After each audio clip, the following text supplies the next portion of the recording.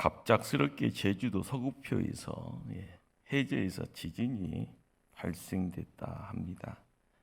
갑작스럽습니다. 전혀 준비가 안 되는 상황. 우리가 코로나 때문에 강야의 어떤 시간을 벌써 2년째 보내고 있습니다. 준비치 않는 자고했던 인간들이 하나님의 손 앞에, 자연 앞에 꼬꾸라질 수밖에 없는 나약한 모습이 바로 이 시대의 모습처럼 보입니다. 그러다 보니까요, 어디로 갈 거에 대한 선택이 항상 누구의 목인가? 우리의 목이다라고 이야기가 됩니다. 그러기에 결정하는 것이요, 참으로 어렵습니다. 그리고 두려움이 있습니다.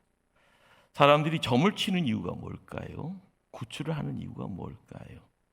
내년에 대통령 선거에 나가는 야당의 후보가 손바닥에 왕자 쓴 이유가 그겁니다. 점치고 굿하는 이유가 누군가가 나보다 좀 낫다 한 것에 대한 기대치가 있고요. 그 기대치 때문에 지금 두려움의 내용들을요, 그런 식으로 도피하려고 하는 거지요. 혹시나 잘못되지 않을까라는 두려움 거기 있습니다. 오늘 읽은 시편 23편은요, 성도가 세상 살면서 누구의 인도를 받아야 되느냐라는 겁니다. 그 인도를 어떻게 받아야 하는가를 가르쳐 줍니다. 그러기에 시편 23편을 이제 묵상하는 이유가요, 항상 나의 삶에 대한 어려움이 있기 때문에, 그래서 은혜 받고 그 말씀의 자리에 나를 옮겨 놓으려고 하지요. 하나님이라는 이 대상이 참 모호합니다.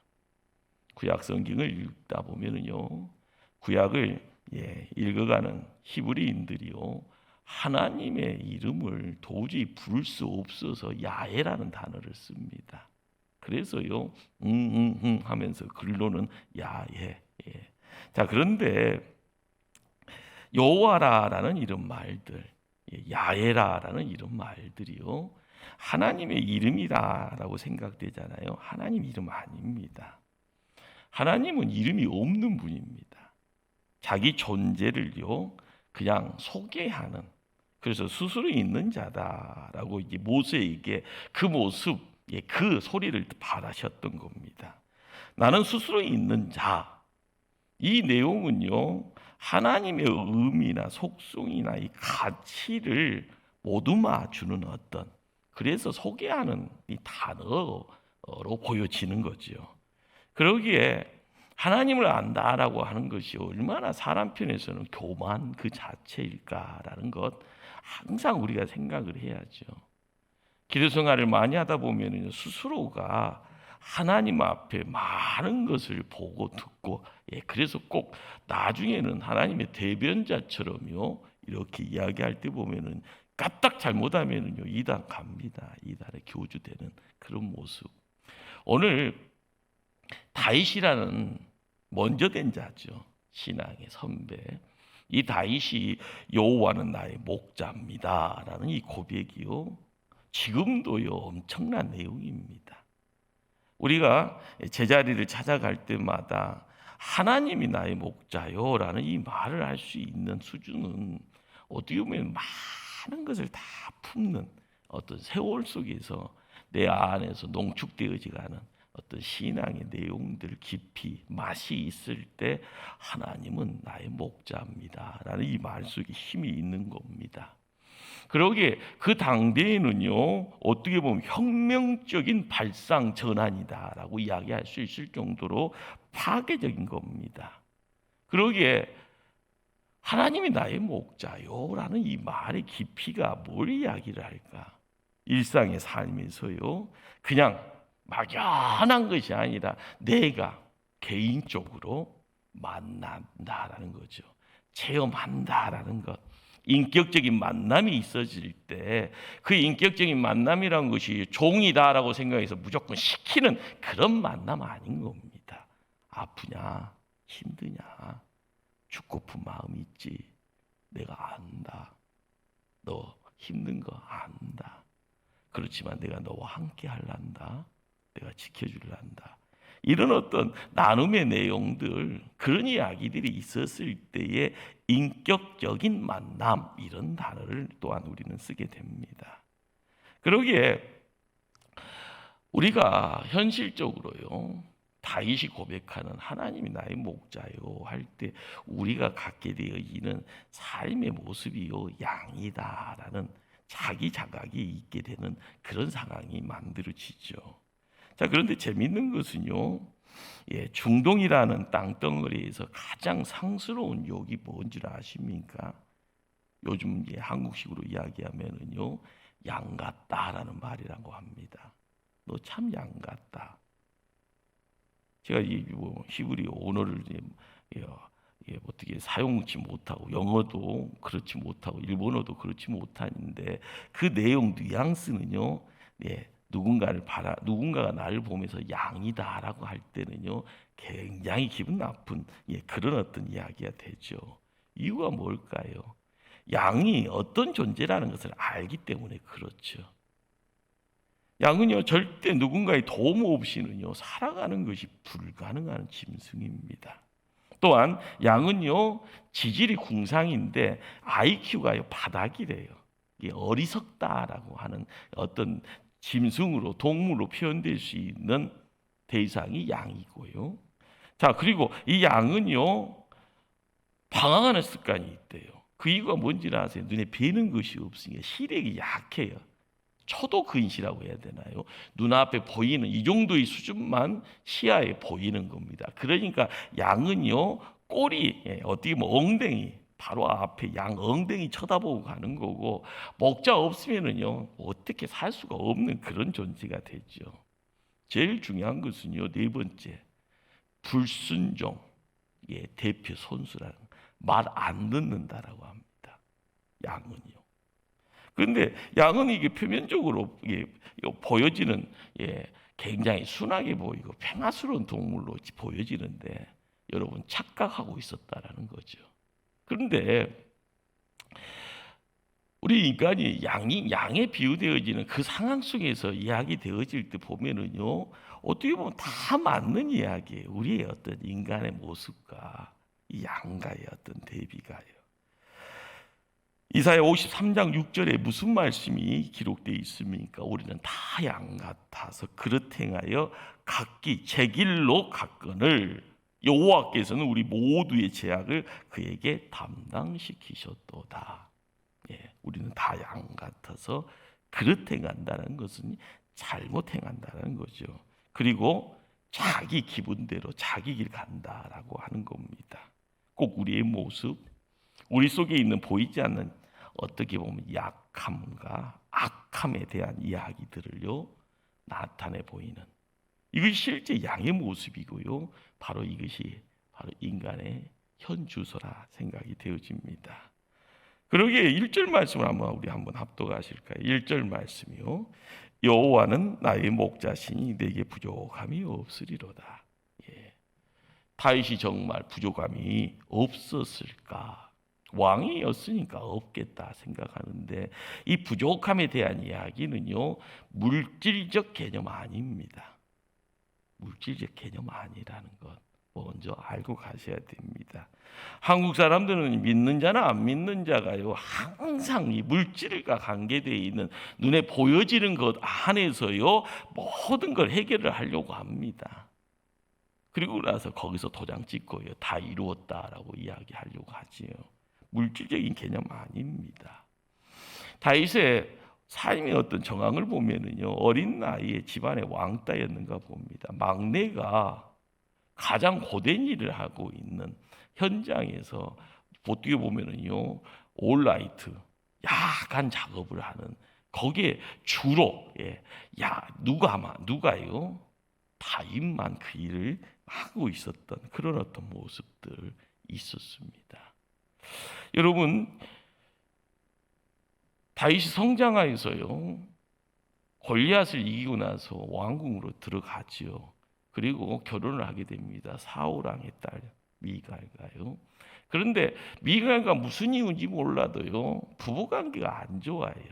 나중에는 모든 것이 이게 꼴사납다고 해서 하는 짓마다 미갈은요 고개 돌리고 막 고개를 손을 흔들어 버리는 그런 모습이 있고, 나중에는 미갈 자체가 어떻게 보면은 홀로 살아가는 인생, 그렇게 살게 되어지는 그런 어떤 모습들이 있었고, 장인되는 사울왕의 미움을 받다 보니까 암살의 대상이 되어져 버립니다. 그래서 살기 위해서 도망치는 어떤 모습들. 나중에는 고생해서요 남쪽의 왕이 되어지고, 그리고 이 남과 북의 전체 통일 왕으로서 자리매김하고 나서 밧세바의 불륜 사건이 터지게 됐을 때요, 잉태된 아기가 세상의 모습 드러내지 못하고 어떻게 보면은 뱃속에서 죽게 되어지는 그런 어떤 모습들도 가정사의 참 불행이죠. 그리고 나서는요 엄마가 많죠.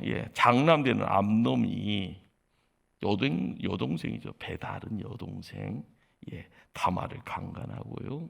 어떻게 보면 다말의 친오빠가 되어지는 압살롬이 암놈을 또한 형님이죠. 형님. 가족 안에서도 압살롬이 암놈을 살해해 버립니다. 나중에는 압살롬이 아버지 되는 다윗을 죽이려고 쿠데타까지 이루어서 그 집안이 어떻게 보면 콩가루 집안처럼 보여지죠.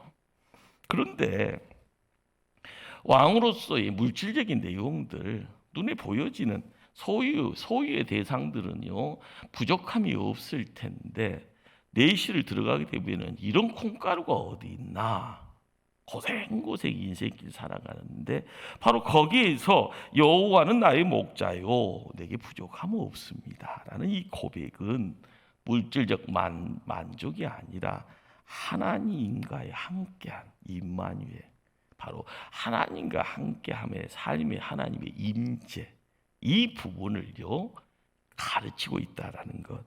이 내용을 열어야만이, 이 말씀을 열어야만이 2절, 3절, 4절, 5절, 6절이 열리는 겁니다. 여호와는 나의 목자예요. 지독한 고난의 어둠의 터널 속에서도 하나님과 함께하는 자가 부족함이 없는 겁니다. 어떻게 보면 네가 내 속 아냐라고 이야기를 하는 그 어려움의 자리, 영적인 어떤 어려움의 내용들 하나님만 알죠.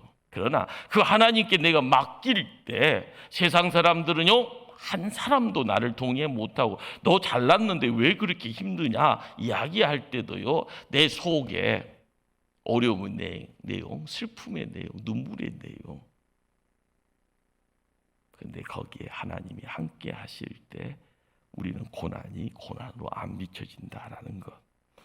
다윗은 어떻게 보면 온 몸으로요 하나님을 알아가는 인생 산 겁니다. 온 시간을요 하나님 없으면 나는 못 살아요 라고 이야기되어질 때, 다윗의 입술이 열릴 때 여호와는 나의 목자입니다. 우리가 이 시대에 코로나라는 어둠의 긴 터널을 지나고 있으면서요 하나님이 나의 목자입니다.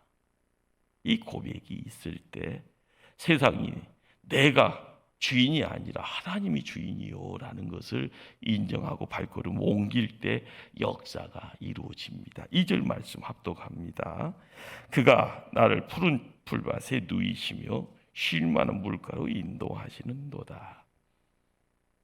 우리는 이제 2절을 보면은요 목가적인 어떤 저 푸른 초원 위에 그림 같은 집을 짓고 하는 어떤 그런 어떤 평화로운 내용들을 상상할 수 있겠죠. 그렇습니다. 목자가요 풀밭을 찾는 이유가 뭘까요? 양떼에게 배부름과 어떤 쉼의 내용들을. 자, 그런데 시간이 지나면은요 목자는 다른 목자에게 맡기고 발걸음을 옮깁니다. 이유가 뭘까요? 내일을 위해서 준비를 하는 겁니다. 들판과 골짜기를 찾아가는 이유가 뭘까요? 푸른 풀밭을 찾아가는 거죠. 그리고 나서 다시 돌아오는 바로 그 발걸음은요 오늘의 시간이 아니라 내일의 시간을 준비하는 목자의 의도가 있고 발걸음이 함께합니다. 내일은 누가 준비합니까? 목자가 준비합니다. 내 날이 아니라 바로 내일을요 목자가 준비합니다.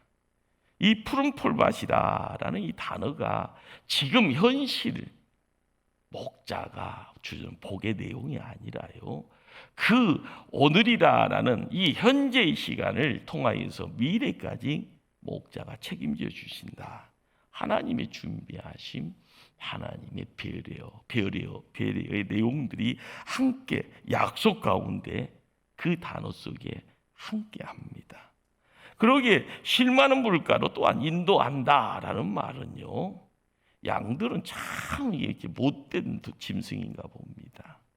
물이 줄줄줄 흐르고 있으면은요, 그것이 눈에 보이는 것이 없고 소리 따라서 들리는 어떤 그런 어떤 즉흥적인 그런 것이 있어 물이 흐르는 가운데 물을 안 먹는데요, 냇가에 가도요. 그러니까 목자는 어떻게 보면 연못 같은 공간, 그리고 아침 일찍 어떻게 보면 이슬들을 먹게 하는 그런 어떤, 그리고 나중에는 물가에 어떻게 보면은 이 막을 만들어서 물을 정지시키는 가운데 이 양떼들을 인도하고 거기서 목자가 어떻게 보면 시범도 보이고 그렇게 해서 물을 먹게 하는 어떤 그런 어떤 모습이 중동에는 자연스러운 모습이라고 하네요.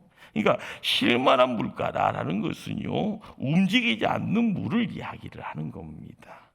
그러기에 양떼 하나하나에 대한 어떻게 보면요, 섬세함이 필요한 겁니다. 우리는 이제 막 키워야 된다고 그러잖아요. 집안에 남자들이 있으면 이놈들은 막 키워야 된다. 어떻게 막 자라는 가운데 남성미가 철철 넘치는 그런 모습이 있죠. 근데 딸들은 불안불안하면서요, 딸이니까 어떻게 보면 맞춤형 양육이 이제 이루어지는 그것이 부모의 마음이잖아요. 하나님도 마찬가지라는 거예요. 이 못나고 어떻게 보면요 부족하고요 능력도 없는 양떼들을 한 마리 한 마리를 바라보면서 섬세하게 푸른 풀밭과 쉴만한 물가로 이끌고 인도하시는 분이 누군가? 바로 우리 하나님이시다. 그러기에 여기에는 약속이라는 것이 있습니다. 언약이라는 것이 있고요, 선물로 주는 율법이라는 이 내용들이 구약에서는요 하늘의 양식, 그렇죠, 이 하늘의 양식이라는 것이 우리에게는 만나처럼 보여지고요, 만나가 매일매일 아침마다 먹는 어떤 하나님의 간섭이죠. 이거 먹고 하루의 시간이 지탱되어지고요. 그런데 하나님의 약속이라는 것이 뭡니까? 바로 거기에 하나님의 사랑이 있는 겁니다. 하나님이 너를 어떻게 보면 나를 포기를 해버리면은요, 사랑이라는 단어를요, 우리는 말할 수 없지요. 강야에 팽개쳐 버리면은요, 나간과 동시에 두려움이 있고 두려움의 시간의 흐름 속에서 우리는요 굶어 죽든지 말라 죽든지 얼어 죽든지 죽습니다. 그러나 사랑이라는 이름 속에서요 하나님이 지키신다, 하나님이 먹이신다, 하나님이 보호하신다. 이끄심의 내용들이 바로 이 관계를 정확하게요, 내가 누군가의 관계, 하나님과의 나와의 관계, 하나님만을 쫓아가고 하나님만을 붙잡으려고 한다라는 그 이야기가 우리의 삶 속에 이루어져야 된다라는 거죠. 여러분들, 우리가 하나님 쫓는 것 같죠? 아닙니다. 목자가 오는 겁니다. 여러분 착각하지 마세요. 하나님이 오시는 거예요. 오셔서 우리를요 품어주시는 거예요. 그러는 가운데 나는 일을 내놓건만 하나님은 9을, 10을, 100을, 1000을 주시는 분입니다. 내가 뭐 어디 잘난 것처럼 보이잖아요. 도찐 개찐이에요. 그러나 교회 안에서 나 잘났어라고 이야기하는 것은요 넘어지면 지름길에 내가 몸을 던지는 것하고 똑같습니다. 겸손해야 될 자리예요. 무릎으로 나갈 때 하나님의 복의 그릇이 커지고 깊이가 있고 넓어지는 겁니다. 3절 말씀 한번 찾아가서 함께 합독합니다. 내가 3절입니다. 내 영혼을 소생시키시고 자기 이름을 위하여 의의 길로 인도하시는도다. 예. 영혼을 소생시킨다라는 것은요, 잘못된 것을요 돌이키게 하고 회복시킨다라는 어떤 의미가 있습니다. 자, 자기 이름을 위하여 의의 길로 인도하신다. 예. 자기 이름이라고 할 때 자기라라는 것이 하나님입니다. 하나님. 그리고 하나님의 이름을 위하여라는 이 단어 속에서 바로 우리는요, 하나님의 이름이라는 이 안에 하나님의 통치, 하나님의 전능하심, 하나님의 나타나심, 그리고 하나님 되심, 이 신학적인 단어인데 이 내용이 뭘 이야기를 할까요? 우리가 이 주여라고 부르짖잖아요. 예수님하고 부르짖잖아요. 하나님 하면서요, 나의 아버지 하고 부르짖는 그 속에는요, 우리의 바램을 통하여서요 뭔가를 두들기는 겁니다. 두들길 때 문이 열려지는 거고요, 문이 열려지면서 위에서 쏟아지는 겁니다. 그 쏟아짐의 내용 속에서 우리의 소원들, 바라는 것들, 내 입으로 해결할 수 없는 내용들, 이런 것들이 해결이 되어지고 응답되어지고 환경이 바뀌어지는 것.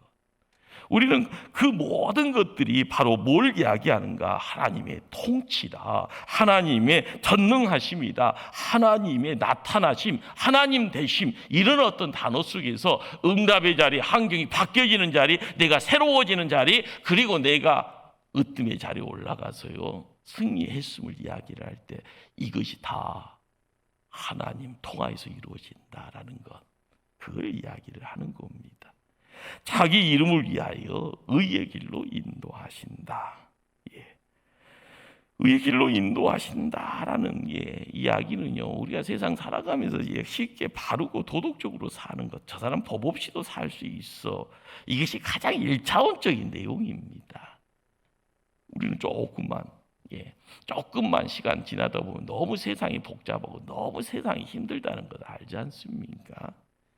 그러기에 더 큰 의미를 찾게 되어지는데 그 의미 앞에 문제의 해결사로 등장하시는 분이 누군가? 예수님이죠. 깨닫지 못했던 거, 해결할 수 없었던 불가능의 모든 내용들, 풀어낼 수 없었던 그 모든 내용들, 이것의 열심, 마스터 키가 되시는 분, 해결사로 함께 하시는 분, 바로 그분은 하나님이었는데 인간의 몸을 빌려서 이 땅에 오셔서 사람이 되신 하나님, 인자 하나님, 예수님이 바로 그분입니다. 그래서 인류 역사를 통하여서요, 길이다라고 이야기되어질 때 그 길에 모든 것이 되어주시는 분, 바로 그분이 주님이십니다. 사도 바울은요, 예수님을 바라보면서 로마서 3장 21절에 이런 고백을 하죠. 이제는 율법 외에는 하나님의 한 의가 나타났으니 율법과 선지자들에게 증거를 받은 자이니라. 무슨 말일까요? 바로 그분이 진짜라는 겁니다. 구약 속에서 헤맸지, 오리무중이었지, 이제는 실체를 봐라. 그분이 바로 예수님입니다. 예수님은 입술 열어서 이야기합니다. 요한복음 14장 6절에 내가 곧 길이요 진리요 생명이니 나로 말미암지 않고는 아버지께로 올 자가 없느니라. 인류는요, 이 길을 벗어나면서 고생이 시작됩니다. 그것이 에덴 동산에서 어떻게 보면 내침받은 인간의 시작의 불행의 시작입니다. 집 떠났더니 고생하듯이요, 이 길에 벗어나면 고생이 시작되는 겁니다. 양들은 자기 속성 때문에요 종종 길을 잃어버리죠. 우리도 마찬가지입니다. 여러분들이 자녀들 데리고요, 서울 쪽에 랜드자 붙어 있는 데 가서 명절 이게 빨간 날이 있을 때 가서 있으면은 엄청난 인파 속에 까딱 잘못하면은요 내 손에서 분명히 손에서 꽉 잡고 있는 내 딸, 내 아들이 사라져 버리는 그런 경우들 많이 보지 않습니까? 뭔가 한눈 팔다 보면은요 내 옆에 있어 그랬는데 벌써 누군가가 데리고 갔는지, 자녀들이 안 보일 때 얼마나 황당합니까? 성인은요, 아니 길을 안 잊어버릴 것 같은가요? 아닙니다. 똑같습니다. 양들은요 절대 스스로 돌아오거나 오뜨미 목자를 찾아올 능력이 없는 그런 짐승입니다. 지독한 그 인식이기 때문에요. 반드시 목자가요 가야만 하는 겁니다. 밤이 늦어도요 목자가 찾아서요. 그리고요 여러분 한번 상상해 보세요. 양을 말 타듯이 타고 오나요? 아니면은요 목자가 양을 어깨다 메고 오나요? 목자가 이렇다라는 거죠. 길을 방황하고 힘을 소진해서 걸음걸음 옮길 수 없으니 목자가 어깨에 메고 양을 이고 돌아올 때 즐거운 마음의 목자의 모습을 우리는 봅니다. 얼마나 놀라운 사랑인가. 하나님이 이런 분입니다. 바로 그분이 의의 길이 되신 우리의 목자고요. 우리는 그분 따라 갈 수밖에 없습니다. 그분이 우리를 찾아와서 인도하심에 감사해야 되고요. 내가 뭐 다 하는 것처럼 보이지만 인도함을 받는다라는 것은요, 바로 오시는 그분과 함께 어울려지는 거죠. 내가 뭐 다 하는 것처럼요. 아닙니다. 4절 말씀을 한번 합독합니다. 내가 사망의 음침한 골짜기로 다닐지라도 해를 두려워하지 않을 것은 주께서 나와 함께 하심이라. 주의 지팡이 막대기가 나를 안위하시나이다. 사망의 음침한 골짜기라는 이 단어는요 그냥 어두운 골짜기입니다. 위험이 있겠죠. 그러나 이 골짜기를 지나야 평지에서 만날 수 없는 아주 양질의 좋은 풀을 만나게 된다라는 것. 우리는 성경을 통해서 광야를 지나야만이 가나안 땅 들어간다는 거 아시지 않습니까? 가나안 땅 들어가면 다 끝난 것이 아닙니다. 가나안 땅 안에도 광야가 있습니다. 우리가 믿음 생활을 하면서요 그냥 가나안 땅 들어왔으니까 교회에 들어왔으면 다 된 것처럼 착각하잖아요. 그렇습니다. 착각의 대가가 누군가면 양입니다. 우리입니다. 가나안 땅 안에 광야가 없냐고요? 있어요. 우리가 한반도가 안전지대라고 하잖아요. 지진은 안전지대. 지진이 계속 우리에게 들려지고 보여지고 경험하고 있습니다. 우리가 알아가야 될 것은요, 양들은 길을 아는 목자 따라서요 좋은 꼴을 먹으면서 가파른 산을요 오르락 내리락 합니다. 그 와중에 음침한 골짜기를 지나게 되는 거죠. 우리는 혹독한 밤을 만날 때 우리는 하나님과 더 밀착된 그런 어떤 경험을 하게 됩니다. 이걸 은혜라고 이야기하죠. 나는 할 수 없어요. 눈물밖에 쏟을 수 없어요. 그런데 나의 눈물 닦아주고 나를 깨어나주고요 나를 격려하는 바로 그것을 은혜라고 하죠. 까딱 잘못하면 이제는 유황불에 내 몸 던져질 것 같고, 까딱 잘못하면은요 시베리아 강야에서 덜덜 떨다가 얼어 죽을 것 같은데 누군가가 와서요 그 열기, 그 냉기 사라지게 만들면은요 그걸 은혜라고 합니다.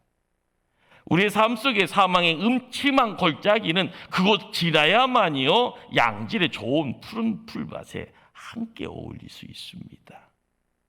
실만한 물가로 나아갈 수 있습니다.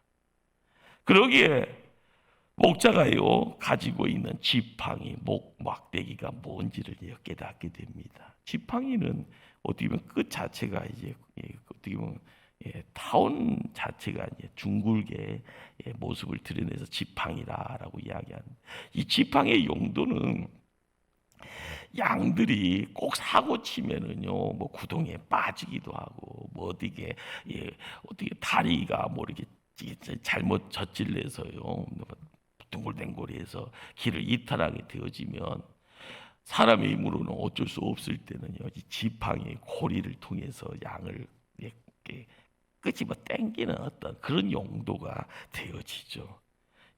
바로 거기에서 이제 막대기는 뭘까요?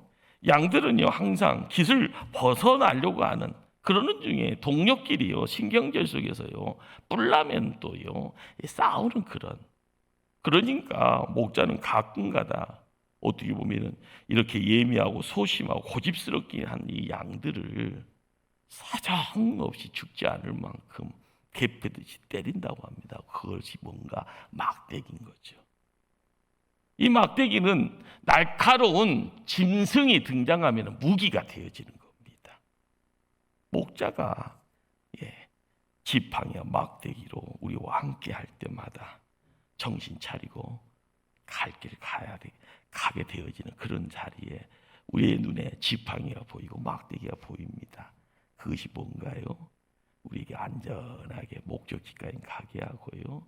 시간 지나고 나서는 우리에게요, 살이 포동포동 양질의 이 털들을 만들어서 누군가에 뭔가를 줄 수 있는 그런 어떤 모습들, 이것이 열매의 내용들이 되겠죠.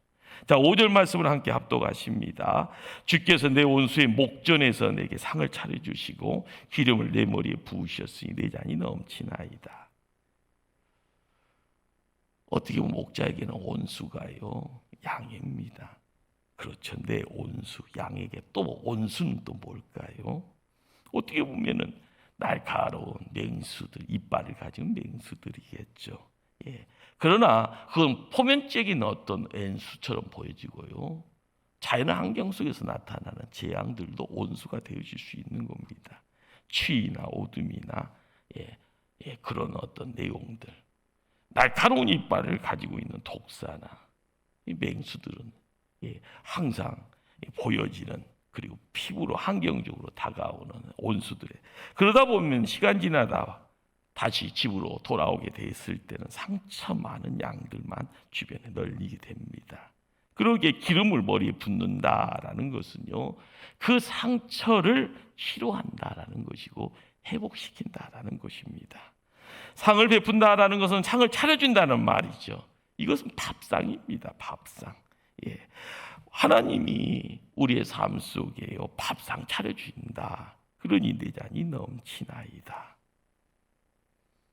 우리가 하나님의 가족임을 고백하는 그 자리에요, 우리가 못난 양들이지만 목자는 우리를 가족으로 바꿔놓으신다라는 이 놀라운 사실들. 그러기에 누가복음 15장에 탕자의 이야기가 그렇습니다. 모든 것 다 탕진하죠. 이제는 갈 곳이 없다 보니까 만만한 것이 아버지라 해서 집으로 돌아옵니다. 그래서 입술로 먼저 준비합니다. 나는 아버지한테 아들 포기했으니까 나는 이 집안에서 종이라도 종살이 하면서 살 수 있게 좀 해주세요. 그러나 아버지는요, 뭘 이야기합니까? 좋은 옷을 입히라고, 살찐 송아지를 잡으라고요, 그리고 신을 신기라고 크게 나팔을 부읍니다. 그리고 아들의 손에 직접 가락지를 끼워줍니다. 이 소리는요, 아들의 신분을 다시 회복시켜 주는 겁니다. 바로 이분이 우리 아버지고요, 우리의 목자입니다. 자, 6절 말씀을 함께 합독하십니다. 내 평생의 선하심과 인자하심이 반드시 나를 따르리니 내가 여호와의 집에 영원히 살리로다. 창세기 1장을 보시면은요, 보기에 좋았더라라는 히브리 단어가 토브입니다. 토브. 가다 보면은요, 토브 요양의 노인분들 계시는 사회복지 기관도 있더만요. 오다 보면은요. 그리고 또 보면은 교회 카페 이름도 토브드만, 히브리 말로 토브는 보기에 좋았더라라는 그런 말입니다. 어떻게 보면은 이 보기에 좋았다라는 것은 하나님의 손길이 임함으로써 완전한 아름다움에 대한 어떤 그런 그림을 그릴 수 있는 단어입니다. 그런 어떤 의미가 있다라는 것. 바로 5절에 내 잔이 넘치나이다라고 할 때 히브리 넘치나이다라는 이 말과 토브가 같은 동일한 내용을 담고 있다라는 것, 우리가 먼저 알고 가셔야 됩니다. 하나님이 함께 할 때 보기에 좋았더라. 내 잔이 넘치나이다. 우리가 세상을요, 혼자 살 수 없습니다. 하나님은요, 우리의 삶에 어쩔 때는요, 엄히 꾸짖으신 분처럼 찾아와서 무서운 분으로 찾아오죠. 그러나 왜 무섭게? 우리가 못났으니까. 까딱 잘못하면은요, 넘어지는 수준이 아니라 죽는 수준이 되니까 엄히 꾸짖는 겁니다. 그래서요, 어디로 옮겨 보기에 좋았더라. 내 자녀이 넘치나이다 라고 옮겨오기를 원하십니다. 이것이 아버지의 마음이에요. 이 목자의 마음이에요. 우리가 세상 살면서요, 문제투성입니다. 항상 사고 뭉칩니다. 이럴 때요, 어느 시점에서는 기다리다 그러다가요, 막대기가 등장하면 이것이 재앙처럼 보이지만 그 재앙이 나 죽이는 것이 아니다 하면 그 재앙을 통해서 정신 차려야 되는 거지요. 내 평생의 선하심과 인자하심. 예. 우리는 그냥 좋은 말로만, 그러나 내가 그 좋은 말을 받을 수 있는 수준이 아니다 하면은요, 막대기가 먼저 너네 들어와야 되고요, 막대기의 고통이 내 피부에 닿으면은요, 정신 바짝 차리고요, 세상에 눈 돌렸으면 그 눈을 빨리 주님 편으로 나아갈 때 새 세상이 열리는 겁니다. 인자하심, 선하심. 하나님이 준비하는 새로운 길, 의의 길을 통하여 선하심이, 인자하심이 무엇인가? 그렇죠. 그렇게 함께 어울려 갈 때 따르는 자에게요, 반드시 나를 따르니 내가 여호와의 집에 영원히 살리로다. 우리가 이 땅 살면서 강야라고 이야기하는 인생길을 살아갑니다. 그러다 보니까 나그네라는 별칭 아닌 별칭이 우리에게 있죠. 나그네지만은요, 우리는 성도입니다. 세상을 방황하는 것처럼 보이지만 우리는 구별됨을 입은, 은혜를 입은, 의를 이루어 나가는 자, 성도입니다. 하나님의 백성이고요. 하나님의 백성들이 모여 있는 것이 하나님의 나라죠. 하나님의 공의가 이루어지고 정의가 이루어지고요, 십자가가 세워지는 그곳에 하나님 함께 하시기에, 하나님의 도성입니다. 하나님의 나라입니다. 하나님이 왕이 되십니다. 우리는요, 하나님께 모든 것을 맡길 때 이룰 수 있는 세상이 어떤 세상인가를 알게 되었을 때 한 곳에 있는 것처럼 보이지만 이끄심 속에서 시대의 불기둥과 구름기둥이 우리의 눈에 비춰지고 우리를 이끄시고요, 우리를 지켜주시고 우리를 복 주신다라는 사실 앞에 감격할 수밖에 없습니다. 어제보다요, 오늘이 달라야 되고요, 오늘보다는 내일의 시간을 다르게 우리가 소망해야 될 줄 압니다. 그 자리에 누가 계십니까? 목자 대신 바로 그분, 하나님이 나의 목자입니다. 우리의 입술의 고백이 매일매일에 함께 기도로, 찬송으로 함께 어울려지기를 간절히 주님 이름으로 축원합니다. 기도하십니다.